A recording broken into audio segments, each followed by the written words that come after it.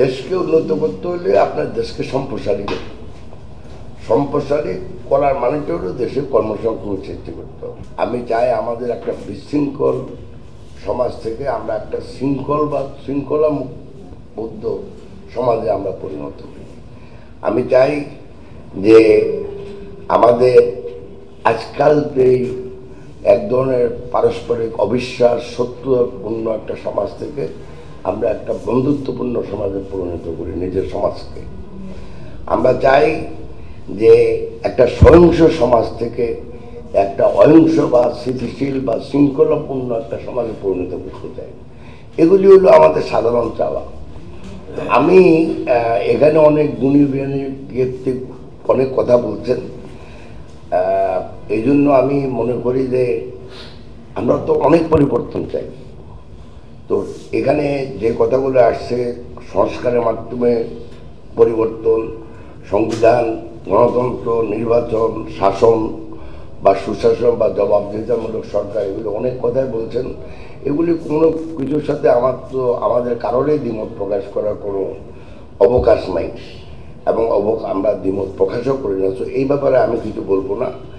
আমি শুধু বলতে হবে যে যদি আমরা একটা সমাজকে যদি ভালো করতে চাই, যে কথাগুলো আমি একটু আগে বললাম, এবং একটা সমাজকে যদি আমরা সম্প্রসারী করতে চাই, তাহলে যে জিনিসের প্রথম তো আমরা সম্পদ সৃষ্টি করতে হবে, এবং সম্পদ সৃষ্টি এবং কর্মসংস্থান সৃষ্টি করা, আপনি সরকার হন, আপনি সমাজের যে কোনো লোক হন, আপনি যাই হন, দেশকে উন্নত করতে হলে আপনার দেশকে সম্প্রসারী করতে, সম্প্রসারী করার মানেটা হলো দেশে কর্মসংস্থান সৃষ্টি করতে হবে।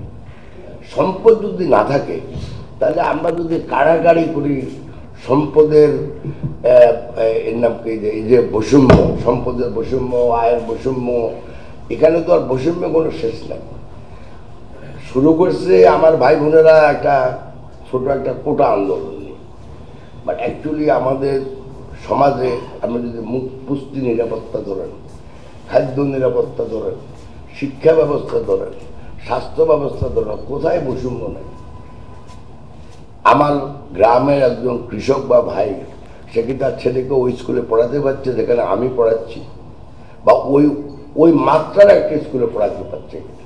সে কি তার ছেলে মেয়েকে সে স্বাস্থ্য ব্যবস্থাটা দিতে পারছে যেটা আমাদের আরেকজন লোক দিতে পারছে? তো এখানে বাংলাদেশে বৈষম্যের কোনো শেষ নাই। আর আমরা কোনোদিন চেষ্টাও করি নাই অ্যাকচুয়ালি এই সমাজে এই বৈষম্যগুলো কমানোর জন্য। কারণ বৈষম্য কমাতে হইলে একটা যেটা বিভিন্ন সংস্কার যা বলছে এগুলিতে আমি একমত, তবে আপনার সেই সামর্থ্য থাকতে। আমি মনে করি আমাদের যারা এই কাজগুলো করার কথা, নর্মাল রাজনীতিবিদ, স্পেশালি যারা ক্ষমতা যায়, তাদের সেই সামর্থ্য ছিল কিনা। শক্তি বা সামর্থ্য অত্যন্ত জরুরি আশা আকাঙ্ক্ষা পূরণের জন্য, দাবি দেওয়া পূরণের জন্য। এই ব্যাপারে আমি একটু সন্দিহান। আর এই প্রত্যাশাগুলো পূরণের জন্য যেগুলো আমি বললাম, এগুলোর জন্য কিন্তু আমি চলে গেছে আজাদ ভাই বা ধরেন আমাদের, আমি কিন্তু সব আন্দোলনে ছিলাম, এক এক সময় এক এক পক্ষে এক এক বিপক্ষে ছিলাম।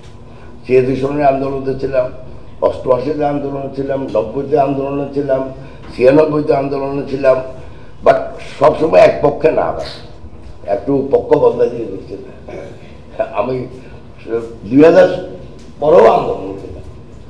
এখন কথাটা হলো যে, অতএব আমার মূল কথা হলো যদি আমরা সমাজে সম্পদ সৃষ্টি করতে চাই, তাহলে প্রথম যেটা দরকার আমাদের সামাজিক শৃঙ্খলা।